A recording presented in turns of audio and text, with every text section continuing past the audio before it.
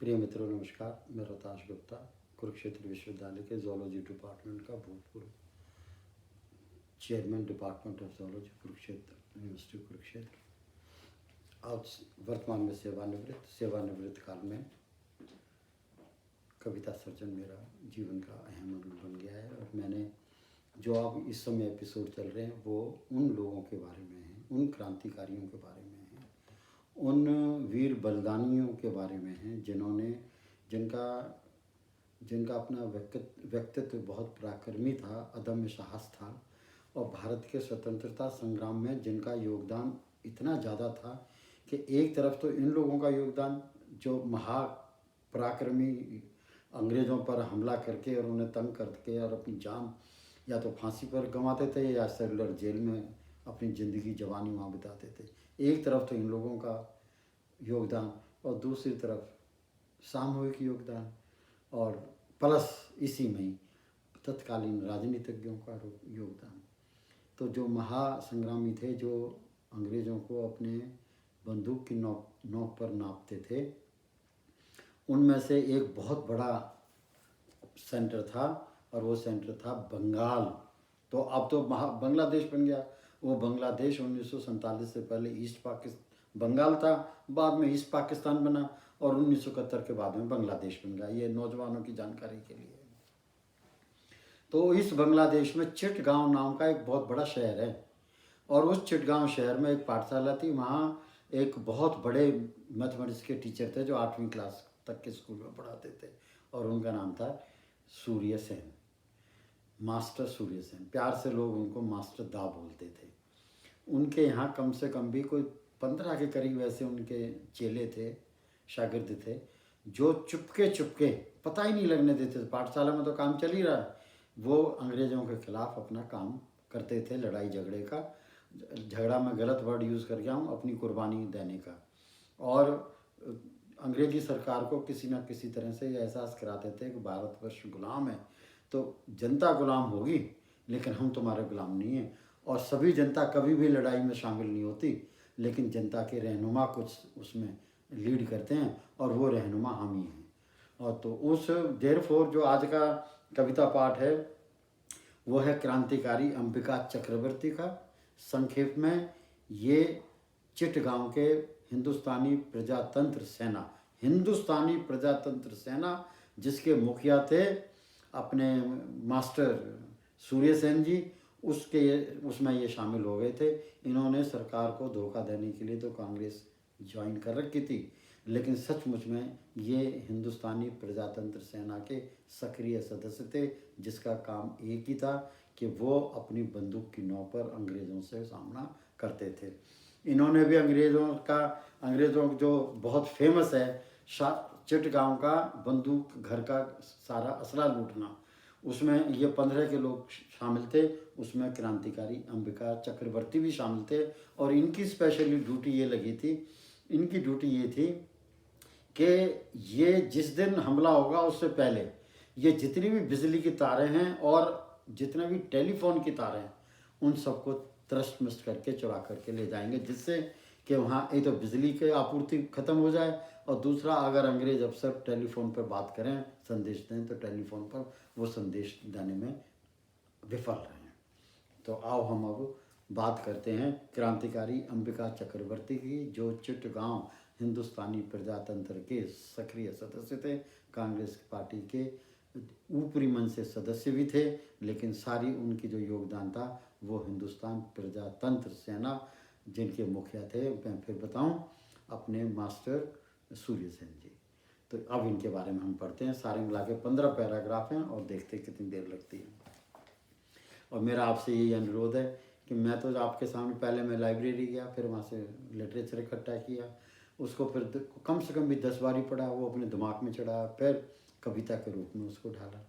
फिर उसको छुपाने में कोई आसान काम नहीं। इस बुढ़ापे में छपवा के 4 साल में पड़े रहे। ये जो है क्रांतिकारी अंबिका चक्रवर्ती, ये मैंने अपने अमेरिका के 2015 के प्रवास दौरान लिखी थी, जुलाई अगस्त में, और ये छपी है जाके 2016 में।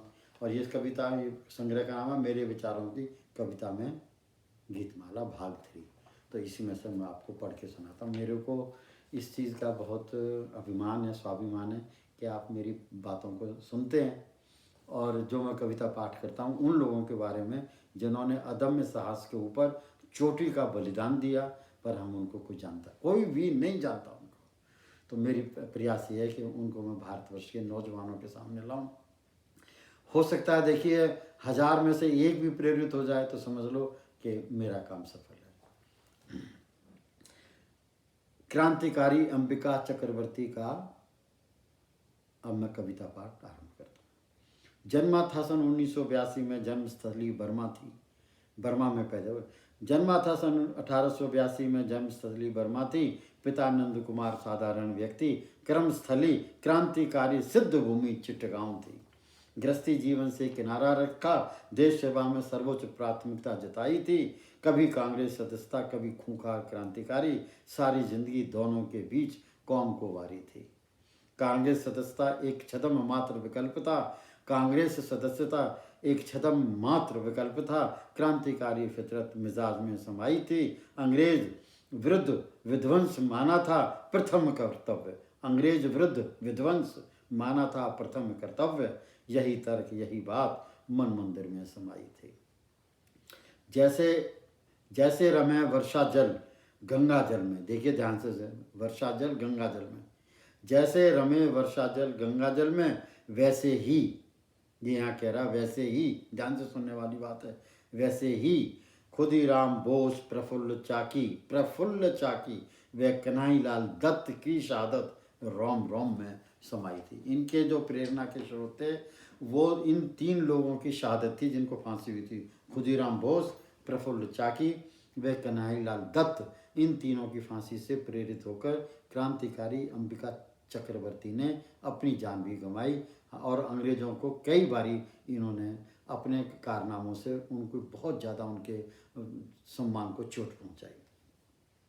इसी शहादत से अंबिका के जोश की ज्वाला भड़की, इसी शहादत से अंबिका के जोश की ज्वाला झड़की, मन चित्त शौर्य वीर्य भरमाया, मन चित्त शौर्य वीर्य भरमाया, स्वतः ये क्रांतिकारी चिट्टगांव प्रजातंत्र सेना की तरफ चुंबक की भांति खिंचा चला आया।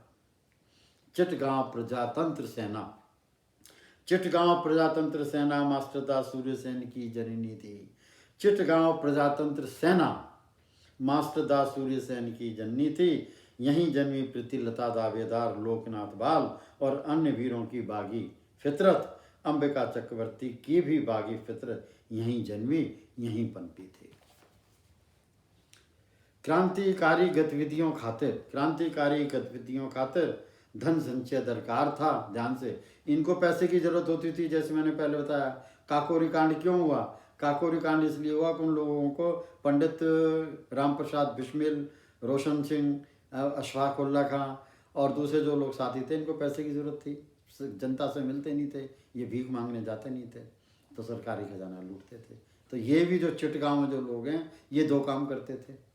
ये तो सरकारी खजाना लूटते थे और सरकारी बंदूकें लूट के चले जाते थे। तो क्रांतिकारी गतिविधियों खातिर धन संचय दरकार था। दर्जनों डाके डाले, हर ऐसे यत्न में अंबिका का योगदान प्रभावी योगदान था। ऐसे दिलेर भरसक प्रयत्न अंग्रेजी सरकार अनुसार नियम कानून का उल्लंघन था। ऐसे दिलेर भरसक प्रयत्न अंग्रेजी सरकार अनुसार नियम कानून का उल्लंघन था। सजा हुई, जेल हुई, 1924 से 1928 में रिहाई हुई। तुरंत बाद क्रांति की कुर्ती फिर से शरीर चढ़ाई थी। जब प्रसिद्ध चिट्टगांव शास्त्रागार लूट प्रकरण, एक बहुत बड़ा लूट प्रकरण था चिट्टगांव का, शस्त्रों शास्त्रागार को लूटना, वो बिल्कुल ऐसे था जैसे काकोरी कांड, वो बिल्कुल ऐसे था जैसे लंदन में मदन लाल धिंगड़ा का करजन वायली को मारना, वो बिल्कुल इस तरह से 1857 का गदर, ये उसी तरह से था जैसे जनवरी 1916 का गदर है। ये जो बड़ी बड़ी घटनाएं हुई, ये वैसे ही था जैसे कि उधम सिंह ने जाके वहाँ लंदन में उसको जलियांवाला उसके कांड में जिसने गोली चलाई थी उसको वहाँ जाके मारना, ये उसी की तरह था जैसे भगत सिंह और क्या कहते हैं सुखदेव और राजगुरु, तीनों ने जो लाहौर में जो बम कांड किया, ये उसी लेवल का चिटगांव में शस्त्रागार लूटना, ये उसी तरह का एक प्रकरण था। तो कह रहा है जग प्रसिद्ध चिटगांव शस्त्रागार लूट प्रकरण, टेलीफोन बिजली तार काटने वाली टोली की रहनुमाई क्रांतिकारी अंबिका चक्रवर्ती ने ही निभाई थी। इसी प्रकरण तहत चिटगांव के जलालाबाद मोर्चे पर पुलिस से आर्म्ड संघर्ष हुआ, बच निकला फरार हुआ, चाहे अंबिका था घायल भी हुआ। अब हुआ वही जो होता आया, अंबिका पकड़ा गया, अंग्रेजों ने जेल भिजवाया। तत्पश्चात इल्जाम लगाए, मुकदमा दर्ज कराया, अदालत में वकीलों का वाद संवाद हुआ, फैसला जल्द आया, कारावास का दंड सुनाया। यही होता था कि एक दिन वो प्रकरण हो जाएगा, फिर वो भाग जाएंगे, फिर उसके बाद में इतना ज़बरदस्त खुफिया इंतजाम था अंग्रेज़ों का, वो एक ना एक दिन को पकड़ लेते थे, पकड़ के सारों को पकड़ के और फिर उनके ऊपर मुकदमा ठोक देते थे। मुकदमे की 3-2 महीने में सुनवाई होकर फैसला आ जाता था, और फैसला आ जाए हफ्ते के बाद ही उनको फांसी हो जाती थी। पूर्व की तरह जेल कारावास हेतु अंबिका को काले पानी अंडमान की सेलुलर जेल भिजवाया। इनको फांसी नहीं, इनको अंडमान सेलुलर जेल भिजवाया। हजारों क्रांतिकारियों संग अंबिका ने ये बुरा वक्त भी शनै शनै भुगताया। सारी जिंदगी वहीं गुजारती। 2 और रहते। जेल से रिहाई हुई, आजीवन कारावास का नरक भोग लिया। कमाल है। जेल से रिहाई हुई, आजीवन कारावास का नरक भोग लिया। सन 1962 में मौत आई। समय की गर्दनें आज अंबिका चटर्जी तुझे घेर लिया, निगल लिया है। अंतिम, कोई भी नहीं जानता तुझे आज, कभी कह रहा है। अगले ने सारी जो है चिटगांव शस्त्रागार प्रकरण लूट में अपनी जान गंवा दी है, और जान गंवा के सारी ज़िंदगी अंडमान की जेल में गुजार दी। और फिर उसके बाद में वो 1962 में आ भी गया, तब तक तो आज़ादी हो गई थी हैं, और उससे पहले आ गया, 1962 में मौत हुई है, किसी ने नहीं पूछा। तो उसके बारे में क्या कह रहे हैं? कोई भी नहीं जानता तुझे आज। किसको नहीं जानता? क्रांतिकारी अंबिका चक्रवर्ती को। कोई भी नहीं जानता तुझे आज, तेरी कुर्बानी भी कोई सिमरन नहीं करता आज। कोई भी नहीं जानता आज, तेरी कुर्बानी भी कोई सिमरन नहीं करता आज। आभार जताने के जज्बात के घने टोटे हैं आज। आभार जताने के जज्बात के घने टोटे हैं आज। पाठशाला पाठ्यक्रम में कहीं तेरा जिक्र तक नहीं आज। कोरे कागज़ के भी घने टोटे हैं आज। मैं आपसे ये कहना चाहूँगा कि ये जो कविताएं हैं, इन कविताओं का जो सर्जन किया गया है, और भी लोग इसमें प्रयास करें, इनको आप सुने। और कोई भी सरकार, स्टेट की सरकार हो, भारत सरकार हो, इनको जितने भी ये बहुत बड़े क्रांतिकारी हैं और जिनका कहीं नाम तक नहीं है, इनकी एक लिस्ट बनाई जाए जो कम से कम भी 500 तक पहुंच जाएगी। उनको 6ठी क्लास से लेके और 16वीं क्लास तक लोगों को, चाहे 12वीं क्लास तक तो कंपलसरी सब्जेक्ट करते हैं, और 12वीं के बाद में बीएससी, बीए और एमए, उसमें इनको ऑप्शनल सब्जेक्ट करके बच्चों को पढ़ाया जाए। तो बच्चों को हमारे वंशज, जिनके हम वंशज हैं, हम इन्हीं के वंशज हैं जिनका मैंने आज पाठ किया है, हमें जो आज उनके वंशज जीवित हैं वो अपने पूर्वजों की कुर्बानी के बारे में तो जान जाएं। इसमें कोई ना ही तो कोई इसमें धर्म है, ना ही इसमें कोई मजहब है, ना ही इसमें कोई सियासत है। ये तो कैसी है, जैसे आप अगर हरिद्वार जाएं, वहाँ जाके उनसे पूछें मेरा नाम ये, इस गांव से आया हूँ और आप मेरे परिवार के बारे में बता दीजिए, वो पंडित जी खोल के वही सारा कुछ बता देंगे। तो वही चीज़ जो है ना, वही चीज़ इन चीज़ों से पता लगती है। मेरा यही अनुरोध है कि किसी ना किसी तरह इनको पाठ्यक्रम में शामिल किया जाए। धन्यवाद।